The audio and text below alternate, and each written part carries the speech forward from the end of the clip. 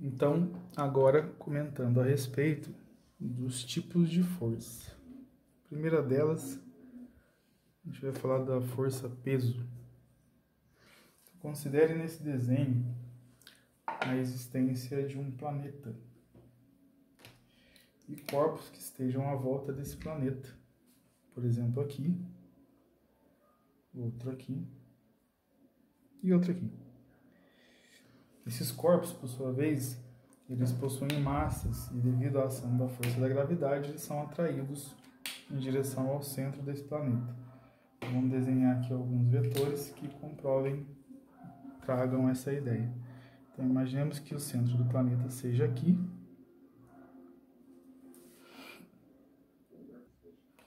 Então, na direção radial, né, até o centro do planeta, nós temos aqui a possibilidade de avaliar a presença de vetores força. Desenhando aqui, então, vetores força. A esses vetores, nós damos a ideia de que são vetores força à distância. Então, a gente vai classificá-los como forças peso.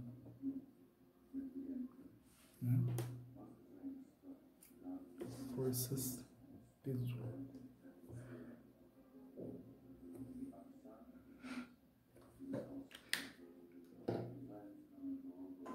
Então, dentre as forças que nós estudamos, a primeira delas, que vai se apresentar nos estudos da mecânica, vem a ser, então, a força-peso, né, aqui apresentada. Ela age à distância e, por sua vez, faz com que a tendência, esses objetos em menor massa, tendam a ser atraídos para esse objeto em maior massa, por exemplo, um planeta, né? E aí, então, eu vou interpretar essa força-peso sob o efeito também da aceleração. Então, como já foi dito, na segunda lei de Newton, força resultante igual a massa vezes aceleração, similar a esse tipo de proposta, o peso então é definido como P, fazendo o papel da força resultante, M, a massa de qualquer um desses três corpos aqui simbolizados, e G, que vem a ser então a aceleração devido à força da gravidade, né? Nesse aspecto, então, a gente vai continuar o estudo, né, a respeito de todas as forças existentes dentro do conteúdo da mecânica. Destacando agora a presença da força normal, né? Também a gente vai precisar de uma espécie de exemplo para poder compreender um pouco mais o que ela é. Bem, agora para exemplificar o conceito de força normal, vamos tomar como exemplo o desenho aqui de uma mesa, né, posta no solo. Sobre essa mesa eu tenho um objeto apoiado em equilíbrio, né, parado. E esse objeto, por sua vez, e a própria mesa, que estão aí apoiadas no chão, a gente vai imaginar que existe uma superfície aqui, né, um solo, né, e o que ocorre é que esse objeto azul, né, essa esfera azul, ela sofre a ação da força da gravidade. E aí, então, eu consigo simbolizar a presença de um vetor força-peso, né, como já foi mencionado acima. E por conta do apoio e ainda o equilíbrio, né, desse objeto sobre a mesa, eu tenho uma reação devido à terceira lei de Newton, já que a gente está trabalhando esse conceito, e essa reação a gente vai chamar de força normal. Então, essa força normal tem uma direção vertical, né, em relação à referência da própria mesa aqui, e, por sua vez, ela é uma força perpendicular à superfície. Tendo em vista, então, princípios de ação e reação, nós teremos a noção do que vem a ser esse outro tipo de força, a força normal. Continuemos. Bem, imaginemos então que preso ao teto, né, de um cômodo qualquer da sua casa, a gente tenha um lustre, né, pendurado em equilíbrio através do próprio fio elétrico, né? Então a ideia é imaginar que por conta da existência da massa desse lustre, nós podemos simbolizar então um vetor peso na vertical e por sua vez uma reação que é produzida pelo próprio conjunto, né, de objetos que formam um lustre. Então eu tenho aqui uma força de reação, né, contrária ao peso, que nós chamaremos de força de tração do fio. Então, nesse conjunto também, observando a ideia do equilíbrio, nós teremos a presença de uma terceira força, simplesmente que faz parte dos estudos da mecânica, em que chamaremos essa força de tração. Ela, de verdade, ela tende a produzir uma deformação nesse fio, só que aí, por conta dessa deformação haver, né, a necessidade de um cálculo mais elaborado e mais complexo em termos do que a gente chama de ensino médio, esse fio ele vai ser chamado de fio ideal. Ou seja, a força que atua sobre ele, idealmente, de maneira muito aproximada, ela se distribui por todo o fio, de modo que a transmissão ela se dá integralmente, como se o objeto se comportasse de forma idêntica em qualquer ponto da região a qual ele forma ali o equipamento, né? No caso ali, o lustre. Sendo um fio ideal também, então a gente vai observar a ideia de que ele não possuirá massa, né? Então, considerar que a massa desse fio é uma massa desprezada.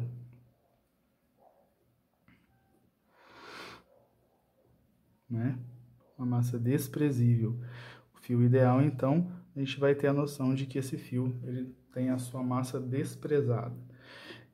Nesse aspecto, então, o que a gente vai pensar? Que nós teríamos para baixo o peso do próprio lustre, né? De forma contrária à tração do cabo, e ainda o peso do cabo. Nós teríamos uma terceira força aqui no nosso diagrama de forças.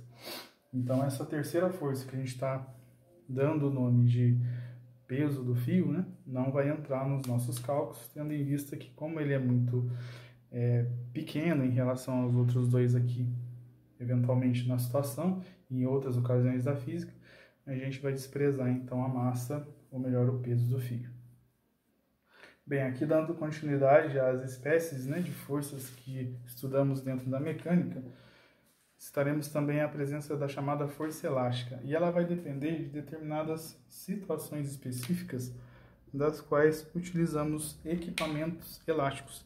Então, um exemplo aqui da mola, né? A mola, que basicamente é formada de qualquer material metálico, e a sua composição helicoidal, né, em voltas, permite então a possibilidade de esticarmos essa mola a determinada distância, sem que esse movimento para alongá-la interfira na sua estrutura molecular, ou ainda também podemos comprimir essa mola e utilizá-la, por exemplo, para qualquer tipo de constituição, ao que se refere à mecânica mesmo, à construção civil e mais outros elementos. Então a mola, por sua vez, ela apresenta uma força de reação.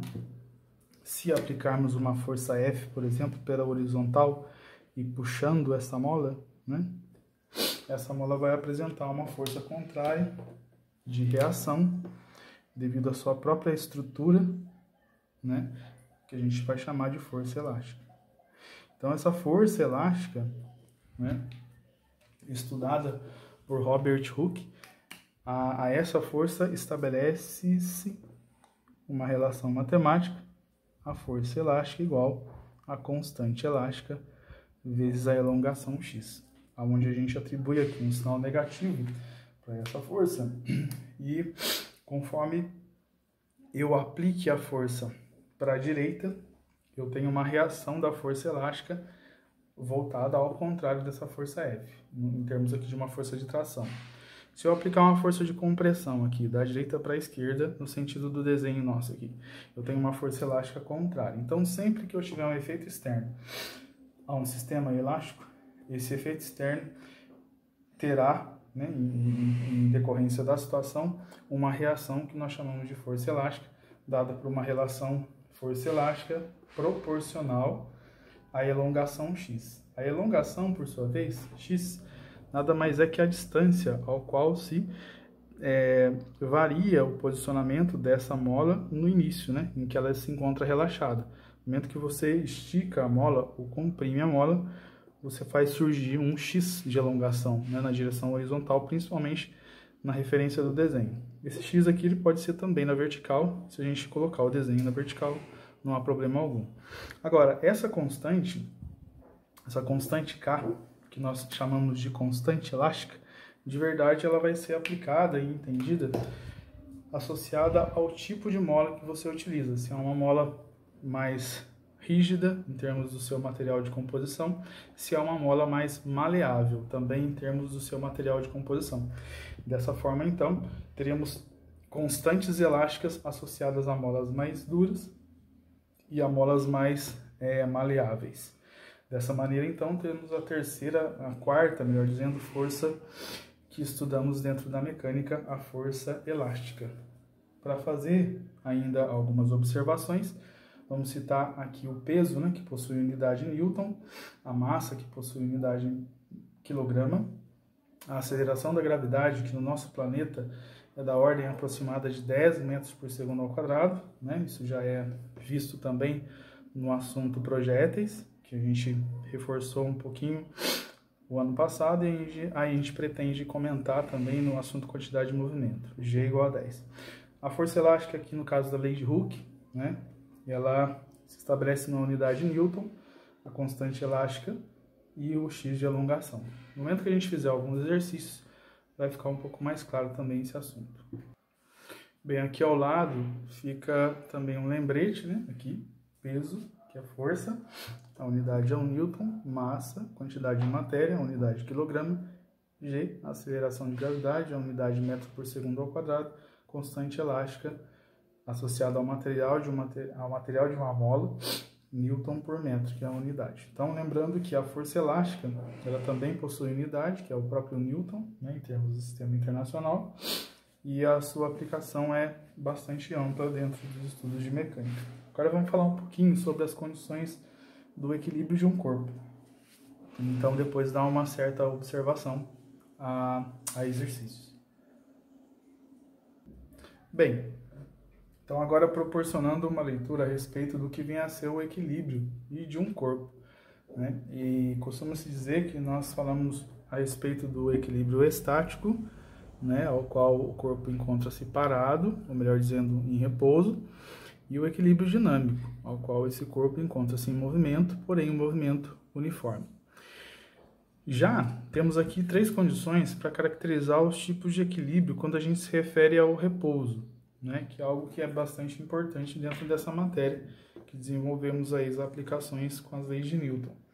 Então, assim, imagine que eu tenha 3 situações básicas de superfícies, né? Uma superfície plana, tá? Da qual, se você coloca um objeto, uma esfera, por exemplo, nessa superfície plana, e ela tende ao equilíbrio, ela vai ficar em repouso, né? Então, equilíbrio.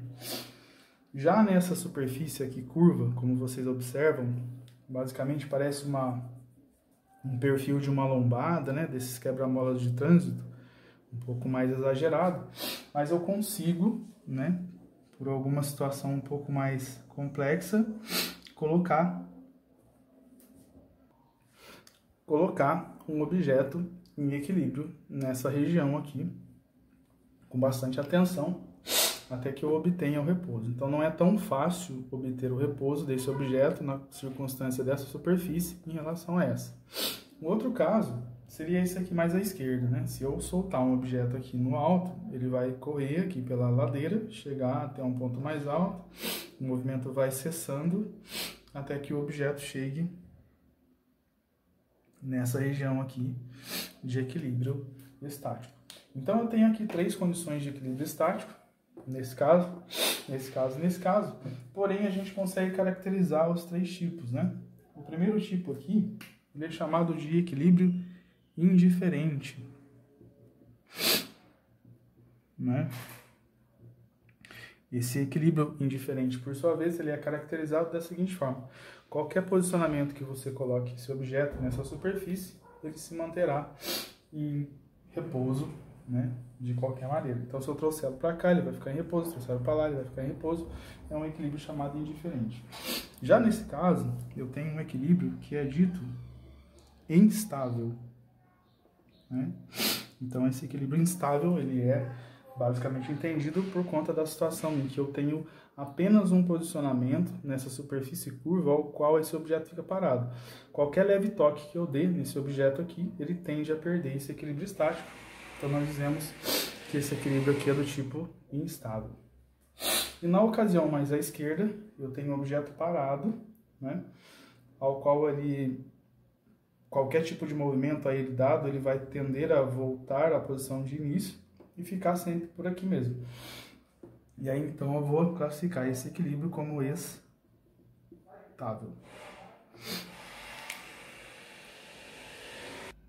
Bem, além desse comentário a respeito do equilíbrio estático,